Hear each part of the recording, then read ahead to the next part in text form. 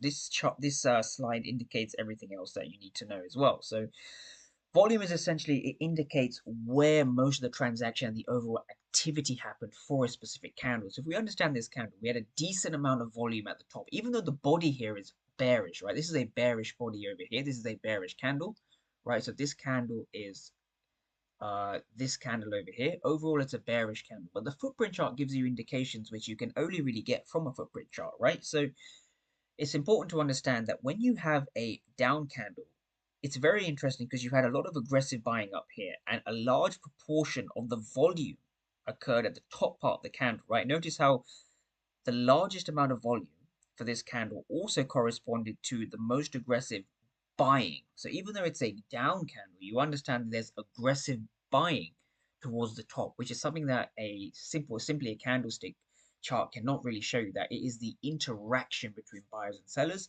the aggressive nature of buyers and sellers, and understanding things like volume that can really give you an edge, especially on those lower time frames. So what we look for at key levels is understanding who is aggressive, and then number two, who is passive, and where that is happening. Essentially, where it's happening refers to the title of the slide, which is at key levels, so areas of supply and demand, right?